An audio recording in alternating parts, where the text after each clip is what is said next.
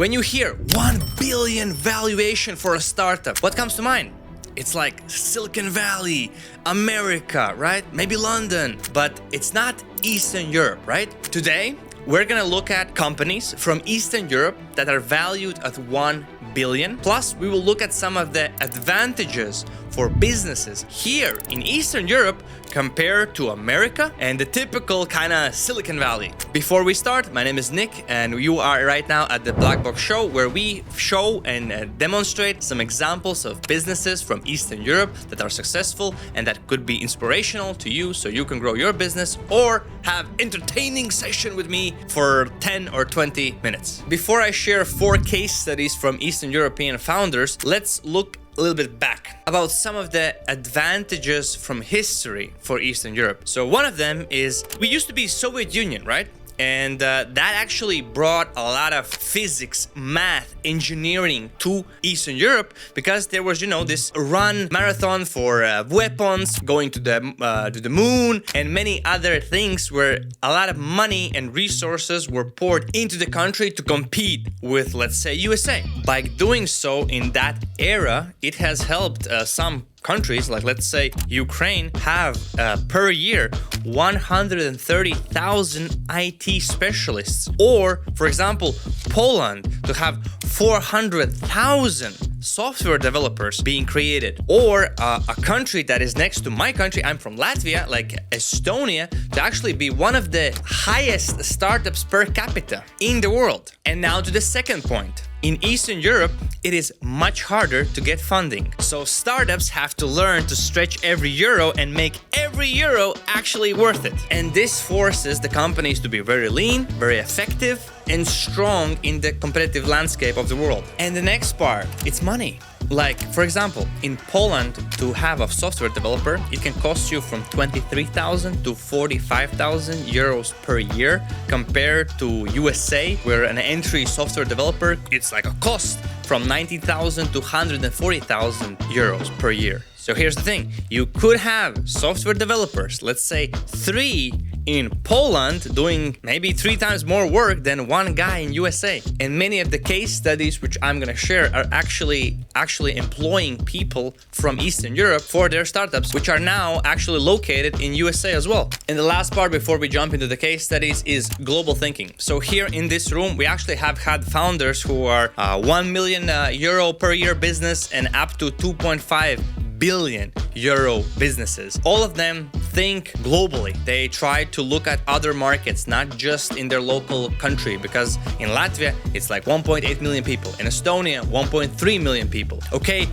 Polish market is bigger, but of course, it's still not hundreds of millions of people, right? And you compare that to USA, which has 400 million people, or you compare that to the whole European market, and it's like definitely much bigger scale. And based on my experience talking with them, networking with them, I have a business that does a little bit over 1 million, and my partner Matis, who's also a co-host of BlackBox show, he has a business that does 200 million. What I have seen is, hey, Europeans tend to be more conservative compared to Americans, so we need to also open our eyes, be more open, like talking, networking, going up to people, meeting people, and also trying different things, because okay, we know how to technology make, good math make, physics make, all of that stuff is good, but if nobody's buying your stuff, it's not gonna work. And actually nowadays it is who can get attention, who can make your product, put it in the hands of the client, the market. Those are the companies that win.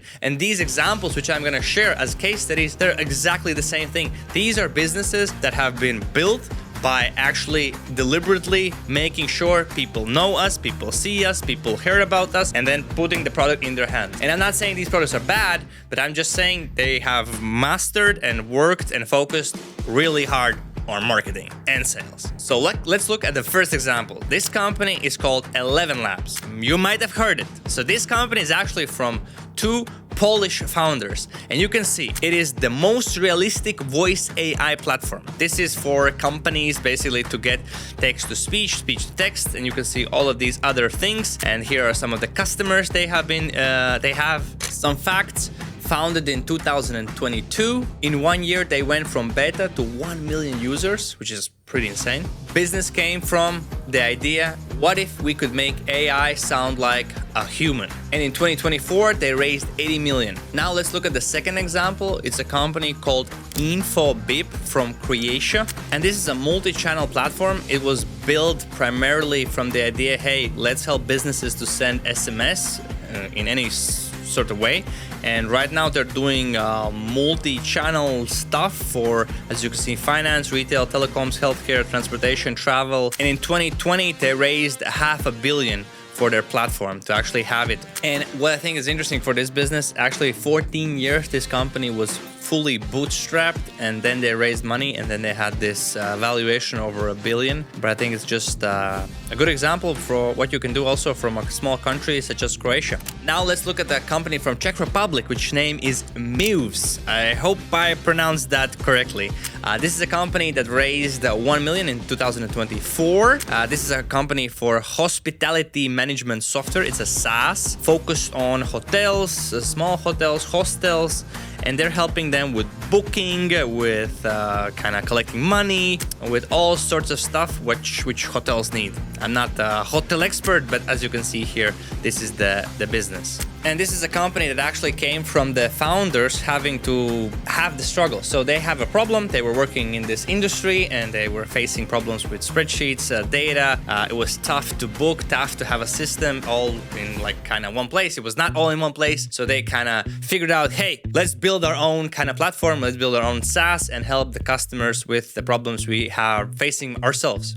And that's how the business was created. And now let's look at the last example. It's a company called BlackWall. It's a company from Estonia, which raised 45 million this year from Estonia. And this is a company that basically kind of is facing and solving the problem, which is bots, like fake visitors, fake users for companies that have a lot of signups, a lot of traffic, which the traffic is bots. It's actually, in my experience, I have never had this problem, but I actually know some software company founders that are like, yeah, there's like actual problem. Like some competition are like pushing some fake users to our platform, so we're getting some problems about that. So this is a company that basically focuses on cybersecurity, helping, as you can see, services, hosting providers, engineers solve the issue, which is bad traffic, fake traffic, or maybe scammy traffic, as you might think nowadays happens. So there you have it. We looked at the facts why Eastern Europe is actually a great place for startups, and 4 case studies of actual startups that recently raised money and that are valued at 1 billion, and the ideas and the problems they're solving. Hope this was inspiring. I hope you got some ideas for yourself. As always, thank you for watching. We really appreciate you, and see you at the next episode.